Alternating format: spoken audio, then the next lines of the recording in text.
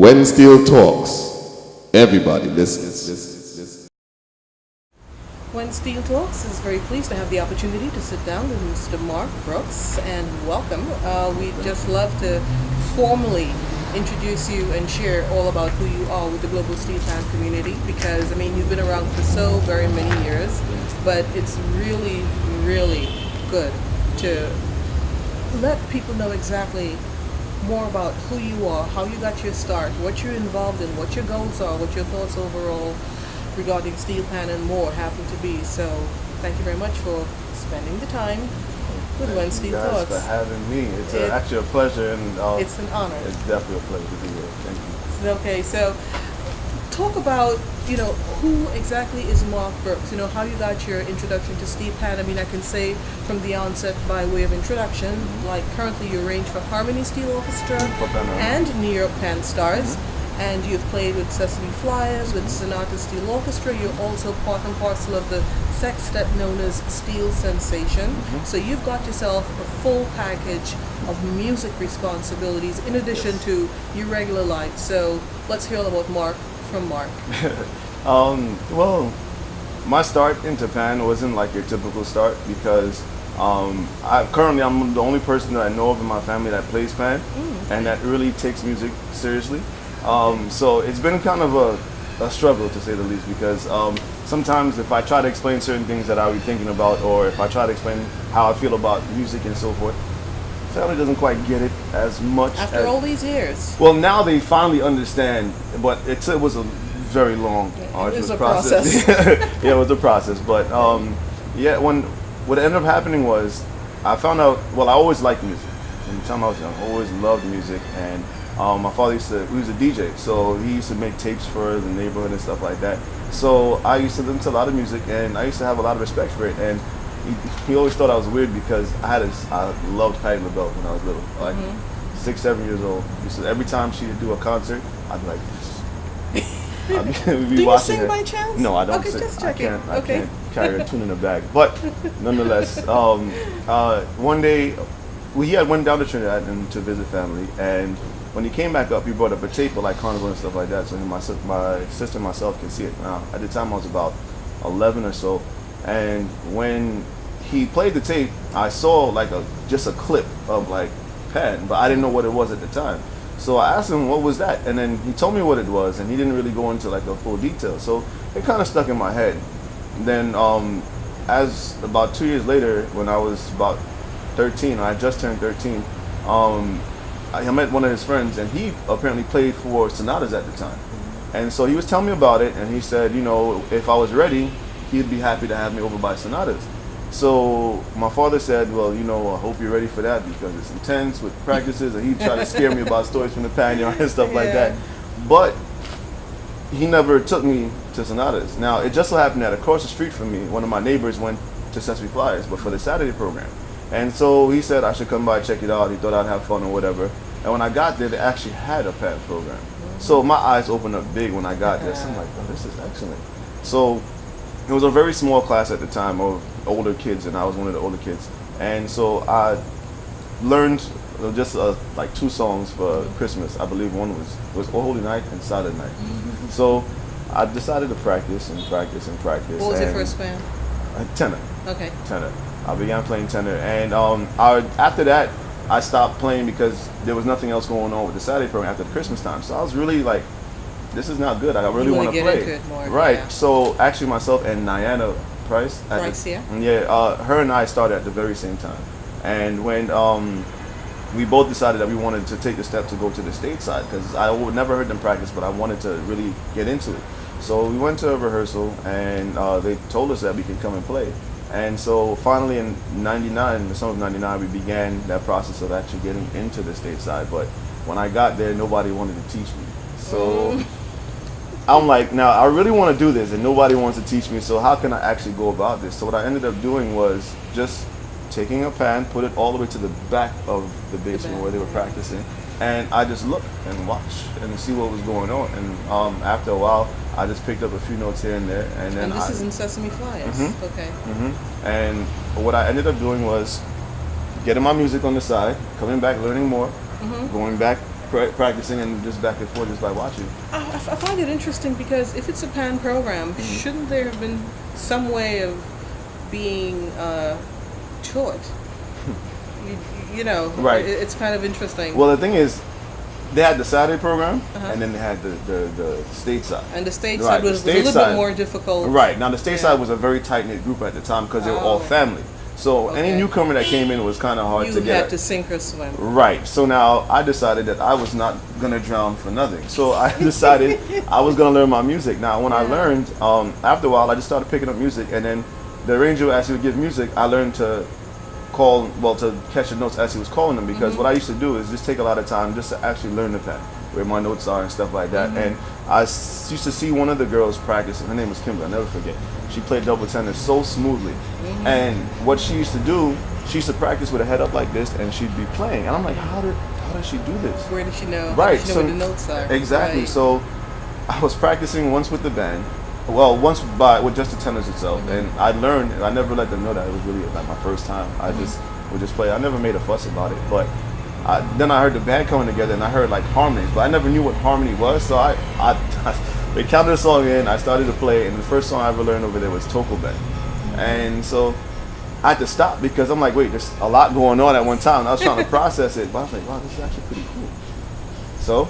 And from then on, I just learned music with the band. And as the summer progressed, I used to take my pad, come 2 hours early, just get it done, put the time in, right. And you were right and there. we played in my house that year. And by the end of the summer, Peanuts, who was the arranger at the time, for some reason, for some reason or the other, he took a strange liking to me.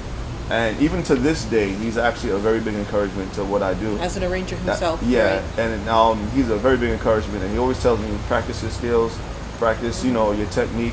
And he always told me what to practice. But by the end of the summer, he used to have me in the front of the band to take music when he gave music, and I had to go back and distribute it to everybody. So you had come a long way. It was a process, but it was a love that I just had for it. And then I just felt like I needed to learn more, and I wanted to do more when it came to it. So, in terms of your overall love for music, it ultimately became Pan. Did you ever consider any other instrument, or why was Pan the one that really captivated your soul, as it turned out? Well, I always wanted to play music in some way, shape, or form, but I never got an opportunity to. In junior high school, I wanted to do just join the band and learn an instrument in the band. But what it was, and I went to Cunningham Junior High School, and what they did was they only opened it up for the classes that were in, like, I guess, the specialized programs, like the Eagle programs and so forth. And my class was like the class right below Eagle. We didn't quite we did the same work as them, but because they had the title, they did more, and they were entitled to a lot more. So I wasn't able to join the band, which kind of frustrated me. But when I got to high school, when I began to play Pan or whatever, and that was the only thing available to me. So I said, you know what? By default, it became your instrument of choice. Right. I said, we'll take it, and then I'll take it and run with it. In high school, I wanted to switch and go to Sheepshead Baby because my sister was there, and she joined the band, but she was playing trumpet at the time. And so we kind of had this race because she wanted a trumpet, I wanted a pad. However, the pad was a little bit more than the trumpet. So she got her trumpet, and I didn't get my pad. But she stopped playing trumpet, and I continued playing pad. So it was like just a weird thing. Weird thing, yeah. So, in terms of arranging and performing, which you do both now, which do you prefer? To be honest with you, I've never been the kind of person who likes to be like in the spotlight and so forth. I used to, everybody knows the small clique of people that I really surround myself with, and this group of people I consider like brothers to me. That's Ryan, Marc, Eddie, their cousin James, and they were all part of Sesame, and we were all like growing up together. And what I used to do every so often, I was like, I want to try to arrange this song. And so I just grabbed them and just experiment with ideas, like whether it be just strumming 4 chords to see how it sounded if I spread them differently, or playing a melody or doing like a solo and give them the solo so that they can play and so forth. And that's how I used to experiment with music. I used to just do that if I came early from like at Sesame practice or something like that. And I had a lot of opportunities in a certain aspect because after my first year playing Pan at Sesame, there was nobody to teach the Saturday program. So I actually volunteered myself because And that helped your own growth. Yeah, teaching definitely helped me Yeah. because I never took any formal classes for music or anything like that. So having to learn the material myself so that I can actually take it And share show, that they can understand. right. It actually helped me a lot with my musical growth. So if anything, that classroom setting with me teaching was actually my learning process. And that's one thing I never take for granted, especially when it comes to teaching people, because when I realized that people didn't want to teach me at the time, I said to myself, I don't want anybody to be in that position again where somebody doesn't want to show you something. And you're desperate to learn. Right. Yeah. Right. I never liked that feeling, so I always Yeah. wanted to teach others, and that's kind of the approach I use now, even Yeah. with Pan Stars and teaching the kids there. Okay. Right. So, you are, how do I phrase this? You're also a drummer, and that complements what you're doing as an arranger and as a performer. How does it fit into your overall musical goal? It's a kind of a tough question. Now, being able to drum, well, luckily, because I guess I was a busybody, I always had to learn more, see more, and experience things. And was always up and down Parkside when I was around, watching everything, and I had to watch every aspect of the band. And drumming, I always liked drumming, and I used to pick up rhythms and stuff like that. My friend got me interested in playing, the same one who brought me to Sesame got me interested in playing actual conga drums at first. And we used to drum for the dance class and stuff like that. And he showed me how to play the drums and stuff, and showed me how important the rhythm was in incorporating it into the dance. And what I ended up doing was taking on like that same concept and applying it to the music itself. And I used to look at drummers like King at one point. He used to come by Sesame and help us out. And I used to wonder, why is it that he made such a difference when he came to play? And I realized that, what he did complemented the music in such a way that it helped it to really carry on. And I actually liked that whole aspect, and also helped me to understand like rhythmic patterns and stuff when it came to, like, let's say you dissect the song into, melodic lines and stuff like that, how they would phrase it on snare, when it came to even how people would be strumming chords or the certain bass line that we played, and they have to make phrases or whatever. And so we didn't have a drummer at the time, and well, we were in transition, I should say. It was myself and KJ at the same time. We were learning to play drums, and we just had this special interest for it. It was just like a love for it. Now, in terms of like fitting my overall goal in music, I always wanted to make sure that I was available to do whatever. So I familiarized, I familiarized myself with as much pans as possible, and also learn how to drum, because you never know when you need a drummer. Right, and so you fit in with you, the arranger, you need a tenor player, you need someone to anchor in drums, or a conga player. Right. Because you do all three technically with New York Pan Stars. Yes, as well. yes. Prior to Noah coming, Noah's a great help right now, and prior to him coming to Pan Stars, I was drumming. Now, I liked the aspect of drumming a lot. However, it was hard to hear what I was doing and really pay attention to the arrangements while I was drumming. Because what you're hearing in your ear happens to be the drummer's priority. Right. Yeah. Right. So that was kind of a struggle for me at some point. And even now, even my harmony, I'm drumming currently for them, and I ended up drumming last year for Panorama, which was kind of unexpected. We didn't have a drummer, and Ian was actually supposed to be the slated drummer, but because of personal things or whatever, he wasn't able to do it at the time. We're talking about Ian Japs, who's Steel Sensation. Yes, right. yes, and certain things happened, so he wasn't able to do it. So I ended up doing it. It was nerve-wracking, but but nonetheless, it was good. And I look back at it now, I'm actually happy I was able to learn it so that I can incorporate it or just step in where it needs to be. So in a nutshell, your abilities, your talents as an arranger, they've taken huge strides forward since you actually started. Overall, what do you attribute that to? Oh man. Because your arrangements have changed, they're evolved, especially when you rework certain songs that you did a couple years ago, for instance. I don't know. A lot of it has to do with observation.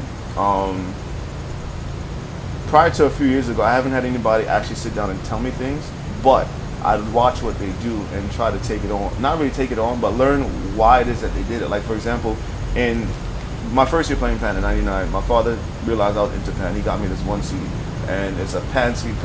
Now, most Pan people know that CD with some great music. It has a slow version of Woman on the Bass. It has Renegades, Pen and the Rage.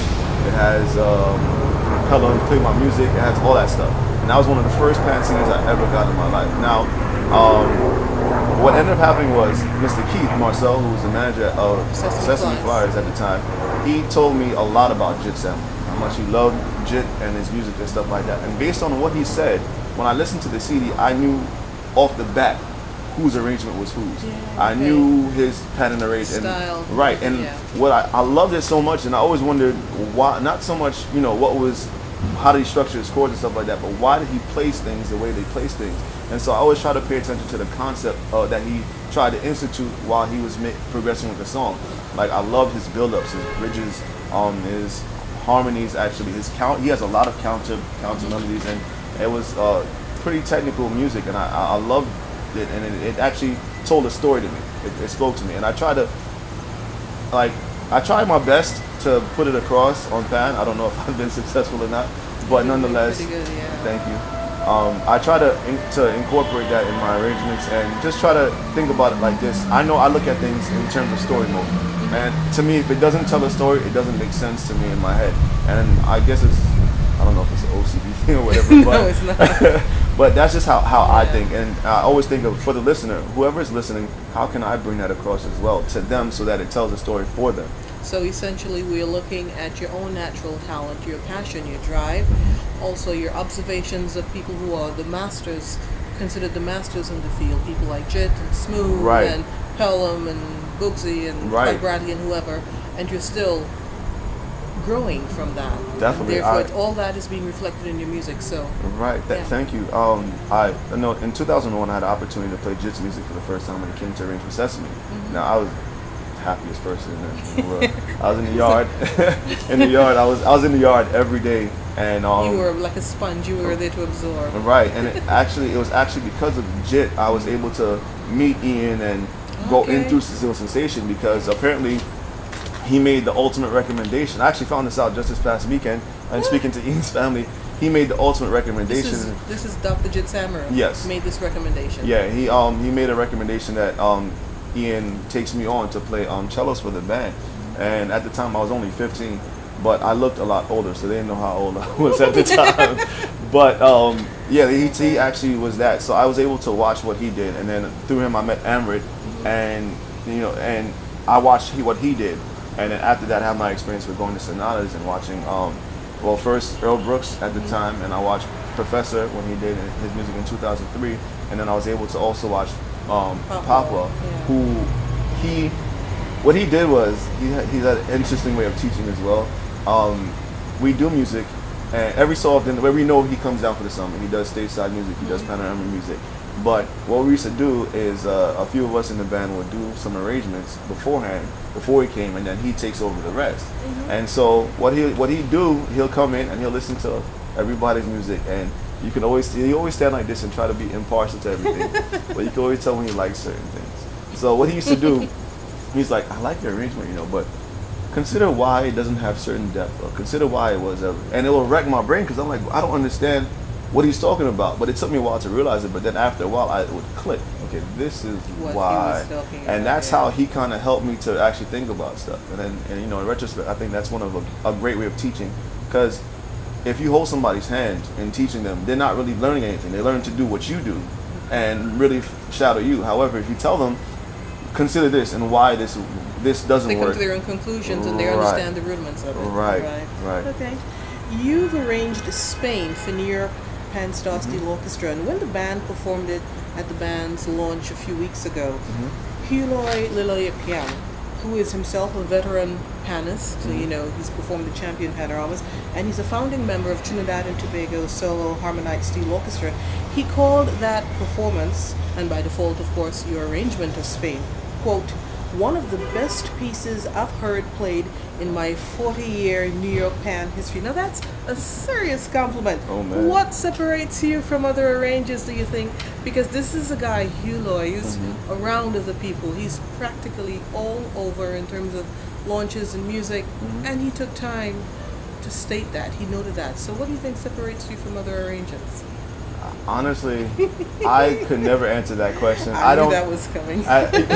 For myself, no matter what, I'm always in a learning process, and you know, I don't like to compare myself to other arrangers. Everybody has different experiences and they have different styles in what they do.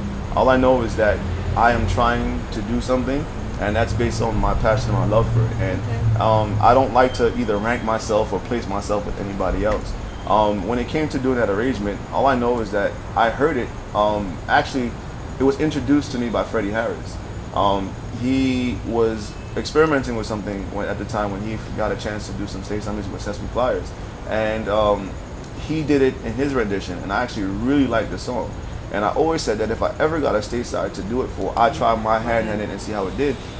So what I ended up doing was listening to the basic structure of the song and then trying to figure out how I can somewhat make it my own. And on Pan. And on Pan. Now, when I did the song with Pan Stars initially, they were very young at the time, and they had a few experienced and a lot of inexperienced players. So they kind of yelled at me for the large unison section in the song. But nonetheless, I just really like the song, and I tried to make it my own as much as possible. Okay. Do you have a philosophy as it relates to the Steelpan music art form? When it comes to Steelpan and the art form, how I look at it is that it's not, yes, music is a large part of it because that's the basis of what you do, but Steelpan itself is a culture. It tends to be a lifestyle. A lot of people have put in a lot of time, a lot of their lives into what they do. Even as it comes to Panorama, a lot of people devote much of their time where they could be doing anything else, and they sit down in the yard. Now, yes, music is what attracts everybody, yes, and the band is the part that people come to actually play. But in that is, you know, a lot of behind the scenes work where it comes to relating to people, dealing with you know, players, and sometimes dealing with attitudes. When it comes to keeping a band together, when it comes to actually structuring how you're going to run your practices, and also how you're going to you know, prepare for the competition. And that in itself is trying to get players and members to gel together. Personalities and right. everything else, yeah. Yeah, that's really a difficult part of being in any kind of band, whether it be from stage side or to Panorama. It's really about a lifestyle that you set for yourself as a band, you know. And I've always been big on working with, especially young people, with youth. And like now, that's my current role in the Salvation Army. Yeah. I work with a lot of young people, and it's just a passion of mine dealing with them. And what we try to do, especially let's say by Pan Stars, Sparkle is a large help, and what she does and what I try to encourage with her, so that we stay on the same page, is that with the players, we treat them almost like they're our kids, because we want them to have as much of a positive experience in the yard as possible. Well, she does think of them as her kids, because I remember for the launch a couple of years ago, last year, she was concerned at the late time slot that it turned out, and she was like, you know, my kids, you know, the parents here for my kids to take them home, so definitely, yeah, they're her kids. Yes. I remember that. That is something that she's mother hen of the band, indeed. for sure. But it works in a sense because they grow to love and respect her for it. And what we do, no matter what arrangement I do, sometimes they may not like a song initially or whatever. We try to explain everything that's going on to them so that they can learn and understand why things are done a specific way. And then when we go out places and we see different things, and let's say we see a reaction from a song that they played, then they're like, I see why. Yeah. So like, believe it or not, a big part of when you're playing Pan comes from the ride home, when you're dropping people home. So in that time, you're talking about things, or reflecting on the practice, you're reflecting on what happened in the day or how they feel about something thus far. And that's when they actually tell you their honest opinions. You know, I don't like this, or I do like this. And as somebody in leadership, you can actually take that and run with it.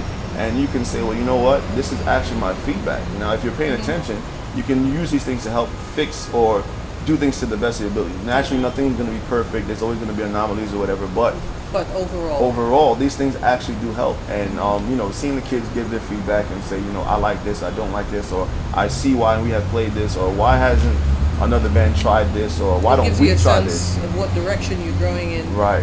And where you can go from there, right? Okay. Right. Now, it's interesting that you spoke of Pan as a culture and an art form, because that leads into the next question, which is, in spite of how great Pan in New York happens to be, the environment for Pan and for the very people who are its originators, you know, the people who came up here from Trinidad and Tobago and from the other islands, and they played Pan for 20, 30 years before. For those people who brought Pan here and who practice the art form like yourself, it's becoming increasingly, can we say, like inhospitable, sometimes downright hostile.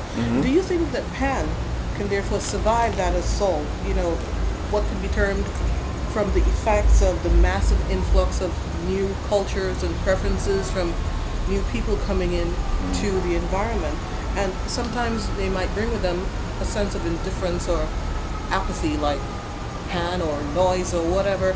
Do you think that Pan in New York can survive this overall impact and sometimes downright assault? I think for that one thing alone, there's one thing that I think is going to help is changing the thought process, right? Perception. Now, I watched something today, and a pastor was giving a message, and he said that, you know, there's nothing wrong. The slum itself, there's nothing wrong with the slum. It's the mentality of the people in the slum that keep it a slum. Now, in this, I applied that to Pan, and I'm thinking about the term it. Slum? He said slum, then he said hood, you know, around. Hood. Well, yeah, hood, right? So, Yeah. well, hood. We'll stick with that. Yeah, that makes more sense. Yeah, sorry. But no, it's fine. It's like him. in that same regard, you know, if a lot of times we change a lot of things, if we change it from I to we, that helps way more than people think.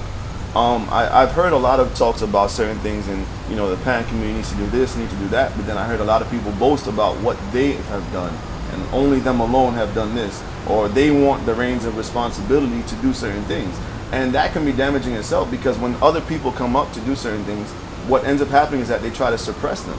They don't want them to do as much because they're going to lose that spotlight. Prestige, Or yeah, that's the that ego, pres- yeah. right. You know, and that itself I think is a big killer now, and especially as it turns in Pan in New York.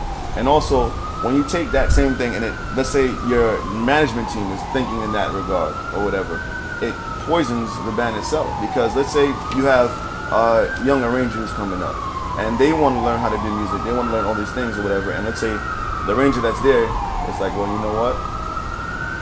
You can learn only up to a certain point, but Because you can't learn past me at this point in time. When I move, you can come into your own. right. Yeah. I've actually been in a situation where I was told that I had to stop doing music and so forth, and long story surrounding it, but again, I know that feeling, and that to me, I came really close to stop playing, to ending my Pan career, and because of that very reason. And this is something that I've seen time and time again.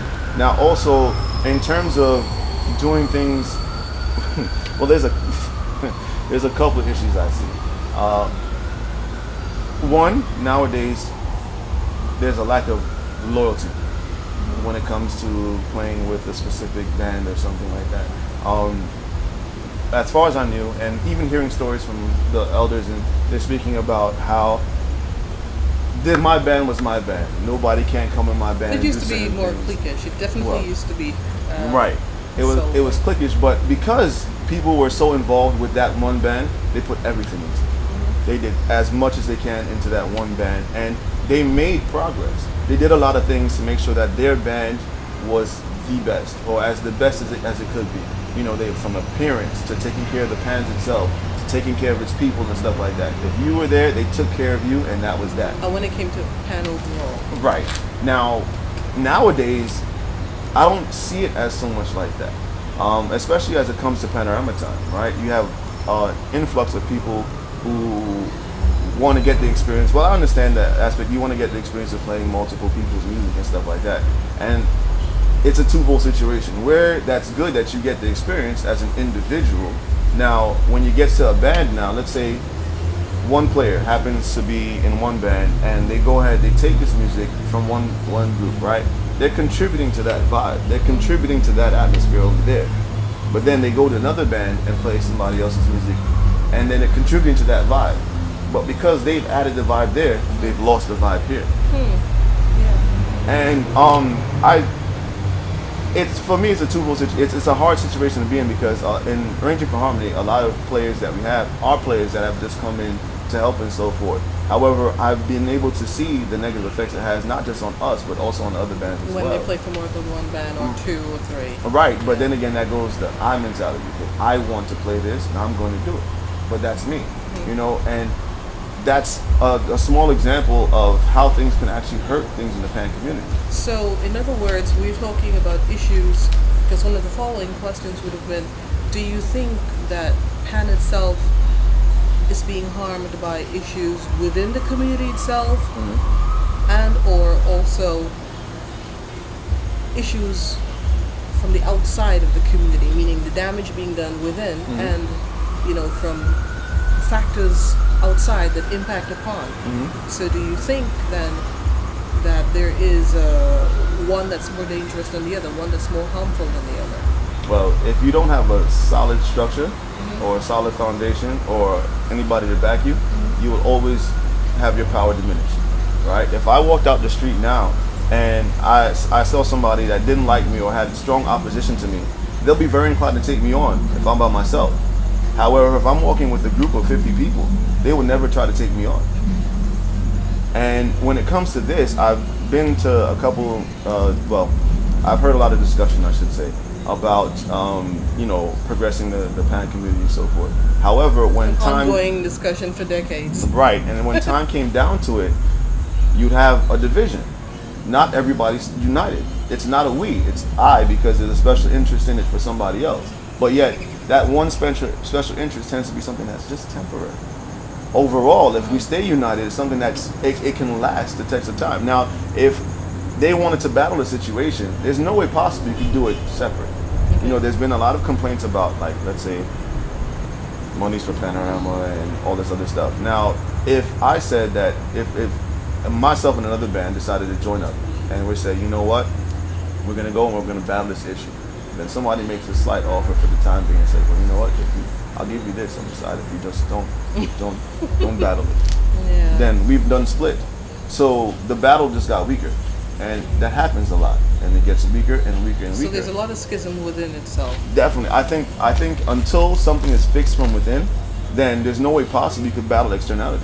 So in that case, the environment whereby steel orchestras in general in Brooklyn, New York, find themselves, wow, you know, yards are being shut down, or we have the authorities coming by and saying, you know, you stop at a certain time, or not here, or whatever. And of course, people responding to complaints from new neighbors, people who weren't there before. Like, there's a lot of industrial areas where steel orchestras would practice, and now they have been turned into living or residential areas. The new people, as we were asking before, coming into the neighborhood, they're not necessarily, well, you know, this is steel orchestra. For them, it's noise. So when you have that type of environment that in itself is working against the steel orchestra, the Steelpan art form, how do you think that is approached, or that is seen to, that environment? How does the New York Steelpan community, in your estimation, deal with that? Because it is a happening, it is a phenomenon ongoing right now. It's given the internal schisms, how do you think that happens? It's tough, and especially it's hard to, you know, catch something when it's already been snowballing out of control. At this point, it is going to be really tough to bounce back. Is it impossible? I don't think it's impossible. However, I know now it's been there's been a lot of talks amongst band leaders in terms of actually uniting this time, and they're actually a lot more firm with it from what I'm seeing. If it stays that way, there's a possibility that things can work out, especially if the right political connects are made. However, if you make a proper political connect, or if you connect with anybody who can actually help you in a regard, you have to make sure and be as professional and proper as possible. And you have to make sure that whatever you're presenting as a product, because technically the band as a whole, that's a product you're presenting to them to help you to market it and display it as a certain thing. If you actually take that and you do it properly, they can respect it more, as opposed to, like, just a small example, right? If you, let's say you do a gig, a band does a gig, and they go to nice prestige place to do a gig, but they're late, or they're not dressed appropriately, or they go to this place and they're smoking or whatever. The conduct is unbecoming of a professional Right. organization. Yeah. Right. Now, that has to, we have to seek that form of professionalism. And that, once people see a form of professionalism as well as unity, that like, it's really hard to combat it. Especially as we see it now. A lot of people do share the same philosophy, and not really philosophy, but the same idea that when it comes to Pan, it's really about, taking young people, getting them off the streets, or even giving, people a chance to express themselves, and which is true. And if we take that same concept and we have professionalism to it, it's hard to say that, I'm going to deny these kids an opportunity. Okay, understood.